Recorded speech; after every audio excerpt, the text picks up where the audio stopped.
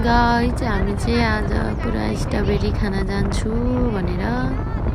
मैले जो बेलुका प्लान गरेको थियो आशुलाई भनेको भोलि स्ट्रबेरी खान जाउँ ल भनेको हुन्छ भन्नुभएको थियो आशुले अनि आशु बौद्धदेखि आउनु भएको थियो अनि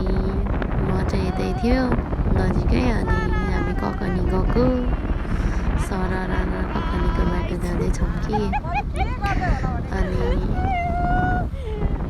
बाटोहरू चाहिँ राम्रो भएछ अहिले पहिला कस्तो थियो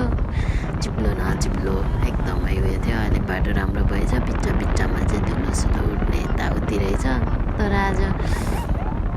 चाहिँ चुनावको माहौलले होला आजकल तर खासै त्यति बाटो भिड जाम त्यस्तो थिएन हामीलाई राम्रै थियो गइरहेको थियो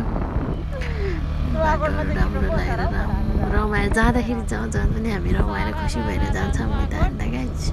लास रमाइलो गरेर जान्छौँ नि त जाँदाखेरि रमाइलो हुन्छ जाँदाखेरि अनि त्यहाँ पुगिसकेपछि मात्रै हो क्या के नमिलेको के भन्ने हुन्छ अनि गयो अनि बाटो एकदमै राम्रो लाग्यो यहाँनिरको रिसियोटहरूमा चाहिँ यतातिर आएको होला कि भने जस्तै बिचरा समय पनि यस्तै छ नि त अनि बिचरा के भन्छ होटलको छेउमा यहाँ होटलको पाले दाइले पनि हामीलाई नमस्ते वेलकम गरिरहेको थियो हामी चाहिँ यत्तिकै यता गयो अनि होइन ककनी पुग्यो तर हामीले चाहिँ स्ट्रबेरी खान पाएन किनभने अब स्ट्रबेरी खानको लागि त्यहाँनिर के अरे बाटोमा भन्दा पनि हामी फार्ममा जाने सोचमा थियो अनि फार्म यहाँबाट हेरेर गएन त्यहाँ गएर हेरेको त्यहाँनिरको मान्छेहरू त कस्तो साँच्चै होला भनेको नुवाकोटेहरू त्यस्तै हो कि यो स्ट्रबेरीलाई त सुनै सम्झ्यो कि के हो भाइ हामीलाई त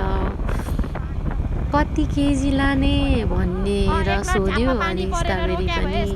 स्ट्रबेरी बारीमा नि जान नि दिएन अनि त जान नि गएन अनि त्यसपछि चाख्दै नचाहिकन यत्तिकै हामी बाटोमा भिडियोहरू बनायो फोटोहरू खिच्यो भिडियोहरू बनायो अनि आशुलाई बनाउनु न भने म बनाउँदैन भनेर आशु रिसाउनु भयो अनि म चाहिँ यत्तिकै अलिअलि भयो नि नक्कल पारिदिउँ भनेर पारिदिएँ अनि फर्क्यो हामी दुईजना